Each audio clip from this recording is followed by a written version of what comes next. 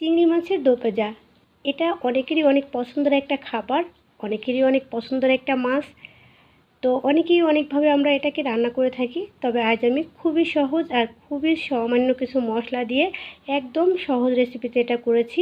আশা করছি আজকের রেসিপিও আপনাদের ভালো লাগবে। চিংড়ি মাছের দো পেঁজা করার জন্য এখানে আমি বাগদা চিংড়ি নিয়েছি, বড় আকারের 6টা বাগদা চিংড়ি নিয়েছি। চিংড়িগুলো অনেক বড়, বাট ক্যামেরায় হয়তো এতটা বেশি বড় বোঝা যাচ্ছে না। তো মাছগুলোকে প্রথমে আমি কেটে নিব। তো সব সময় আমি চিংড়ি মাছগুলোকে খোসা একদম ছাড়িয়ে শুধু ভিতরের অংশটা রান্না করি, তবে আজকে আমি খোসা সহই রান্না করব। তবে কিভাবে এগুলোকে আমি কেটে নিচ্ছি একটু স্ক্রিনে দেখলেই বুঝতে পারছেন। চিংড়ি মাছগুলোকে শুধু মাথার উপরের অংশটা ফেলে দিয়েছি, বাট অন্য কিছুই ফেলিনি। আর মাঝখান বরাবর একটু কেটে শিরদাঁড়া থেকে রগটা বের করে ফেলেছি। আর মাছগুলোকে একদম ভালো করে ধুয়ে নিয়ে তারপরে কিন্তু একটু লবণ দিয়ে মেখে নিচ্ছি। আমি কোনো হলুদ দিচ্ছি না মাখানোর সাথে, তাহলে দেখা যায় কি মাছটা মাখানোর সময় মানে ভাজার সময় এটা পুড়ে যাওয়ার সম্ভাবনা থাকে। তো এখন মাছগুলোকে আমি ভেজে নিব। তো এর জন্য চুলায় প্যানে কিছুটা তেল দিয়েছিলাম। তেলটা গরম হলে এর মধ্যে আমি মাছগুলোকে হালকা করে একটু ভেজে নিব। চিংড়ি মাছ আর ইলিশ মাছ আমার কাছে মনে হয় এগুলো বেশি ভাজলে শক্ত হয়ে যায়, তাই হালকা একটু ভেজে নেব। উপরে হালকা একটু কালার আসতে শুরু করলেই এগুলোকে উল্টিয়ে দিব। উল্টিয়ে দিয়েও একইভাবে কিন্তু আমি অপর সাইডটাও ভেজে নিব, তবে খুব বেশি কিন্তু ভাজিনি, দেখেই বুঝতে পারছেন একদম হালকা একটু ভেজেছি। মাছগুলো এভাবে ভেজে আমি চুলা থেকে এগুলোকে নামিয়ে নিচ্ছি। আর অবশিষ্ট যে তেল আছে এই তেলের মধ্যে আরও কিছুটা তেল অ্যাড করে দিব। আর তেল অ্যাড করে দিয়ে এর মধ্যে আমি দিয়ে দিব 1 কাপ পরিমাণ পেঁয়াজ কুচি, আর সাথে আছে কয়েকটা কাঁচামরিচ কুচি। কাঁচামরিচ কুচিটা আমি পেঁয়াজের সাথে দিয়েছি, কারণ কাঁচামরিচ কুচিটা একটু ভেজে নিলে খুব সুন্দর একটা ফ্লেভার আসে কাঁচামরিচের, তাই আজ আমি এটাকে একটু ভেজেই নিয়েছি। এবার এর মধ্যে মশলা উপকরণ অ্যাড করব। দিয়ে দিচ্ছি এখানে আমি আদা রসুন বাটা, আর সাথে কিছুটা পানি দিচ্ছি। পানি দিয়ে এর মধ্যে দিয়েছি হলুদের গুঁড়া, লাল মরিচের গুঁড়া, ধনিয়ার গুঁড়া আর জিরার গুঁড়া। এক্সট্রা আর কোনো মশলা এখানে দেইনি। আর মশলার পরিমাণটাও খুবই কম দিয়েছি, অতিরিক্ত মশলা দিলেও কিন্তু খেতে ভালো লাগে না। তো মশলাটাকে খুব ভালো করে ভুনে নিয়েছি, দেখেই বুঝতে পারছেন। যখন একদম তেল ছেড়ে দিয়েছে এর মধ্যে আমি 1 কাপ পরিমাণ পানি দিয়ে দিচ্ছি। পানিটা যখন একদম ফুটে যাবে খুব ভালো করে, তখন এর মধ্যে মাছগুলোকে দিয়ে দিব।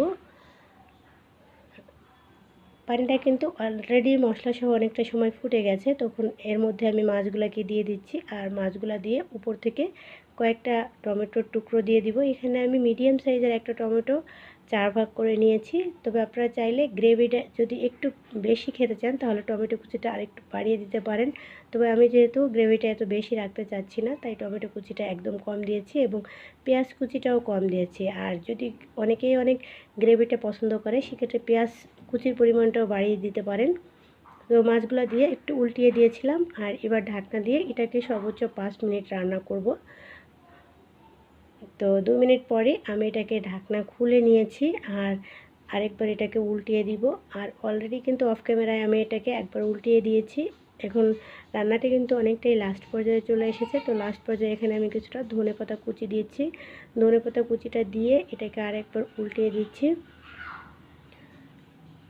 এভাবে উল্টে পাল্টিয়ে এটাকে রান্না করে নিচ্ছি। তবে খুব বেশি সময় কিন্তু আমি রান্না করিনি। টোটাল রান্না করতে আমার 8 মিনিটের মতো সময় লেগেছে, এর থেকে আর বেশি রান্না করব না।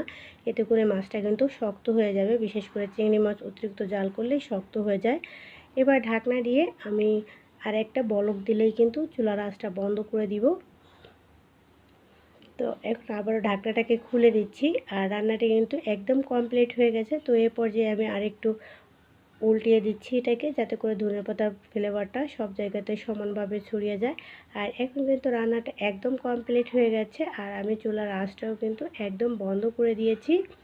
আর এরই মধ্যে কিন্তু রান্না হয়ে গেছে আমার চিংড়ি মাছের দো পেঁজা। তো কেমন লেগেছে রেসিপি অবশ্যই কমেন্টের মাধ্যমে জানাবেন। ভিডিওটা ভালো লাগলে ছোট একটা লাইক দিয়ে ছোট্ট চ্যানেলটার পাশেই থাকবেন। তো আমি একটু সার্ভ করে নিচ্ছি, কারণ এটা দেখতে যতটা সুন্দর লাগে খেতেও কিন্তু অনেক ভালো লাগে। তো আজ এ পর্যন্তই বিদায় নিচ্ছি, সবাই অনেক ভালো থাকবেন। আল্লাহ হাফেজ।